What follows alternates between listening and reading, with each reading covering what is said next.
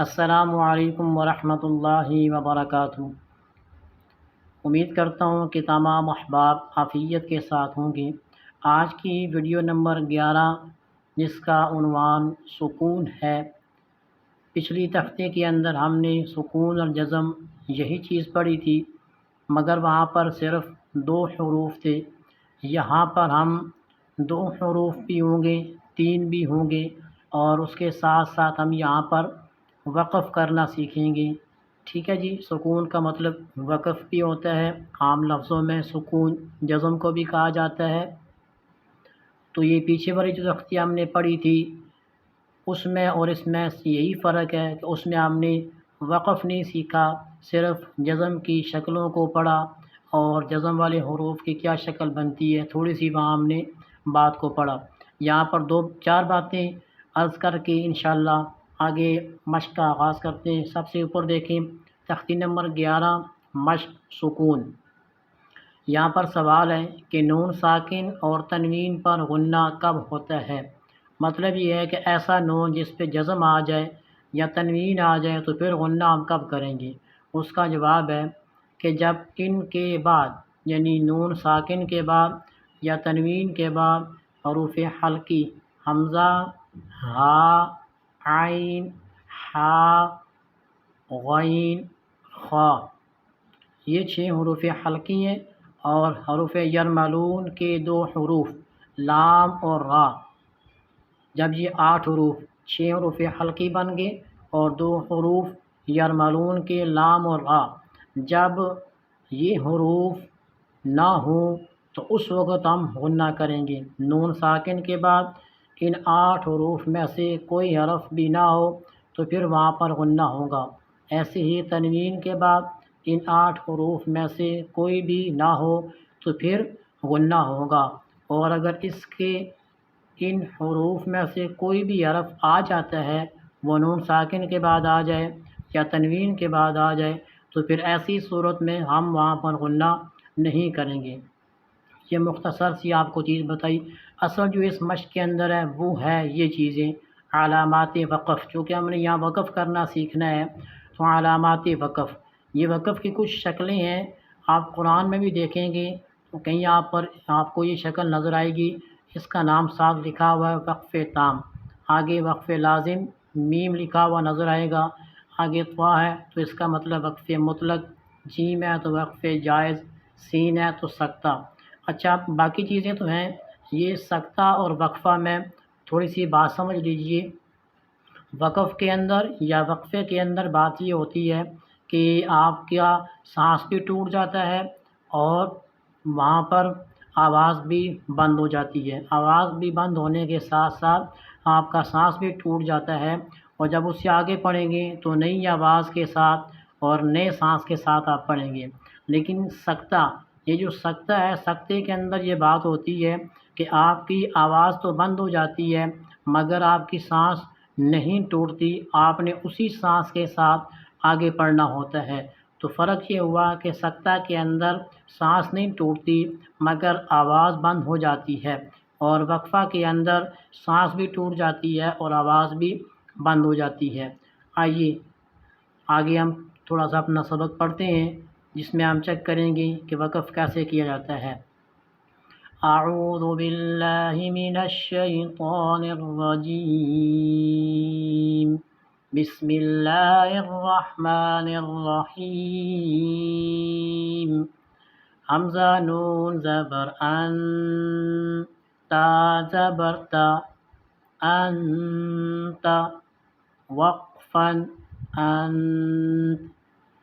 حمزہ ہا زیر ای، دال زیر دی، ای دی، وقفا اہد۔ با عین زبر با، دال پیش دو، بعد، وقفا بعد۔ با طوا زبر بط، شین زبر شا، بطشا، وقفا بطش۔ سین عین زبر سا، یا زبر یا، سعیا، وقفا سعی۔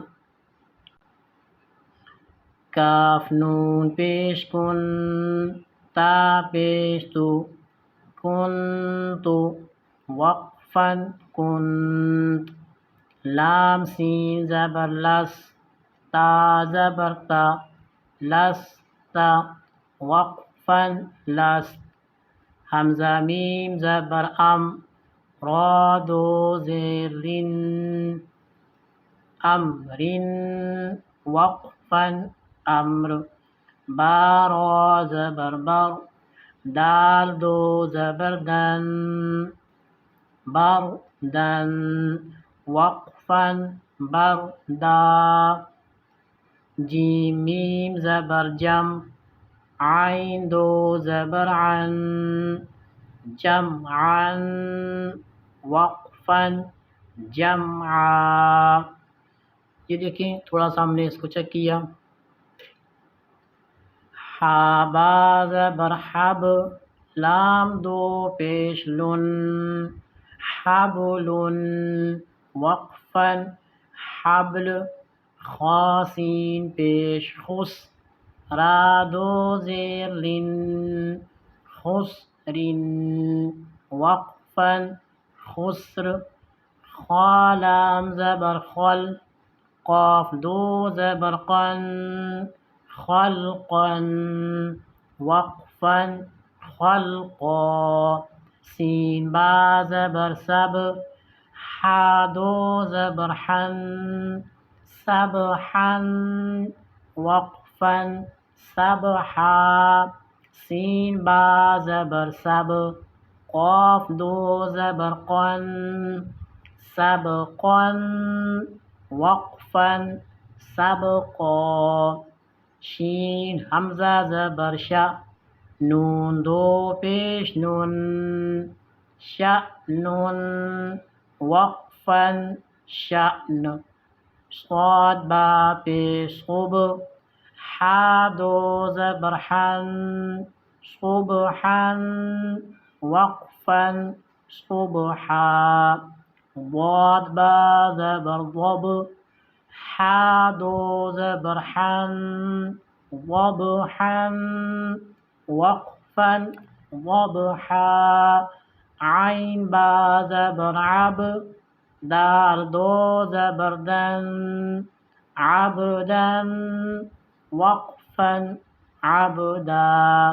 یہ بالکل اسی طرح ہم نے یہاں پر وقف کرنا سیکھنا ہے کہ جوڑ نکالنے کے بعد پہلے ہجے کریں گے، دو حرفوں کا جوڑ نکالیں گے، پھر ان کو ملائیں گے، پھر اگر تیسرا حرف ہو تو اس کا بھی ہجے کر کے پھر پورے کو ہم نے ملانا ہے۔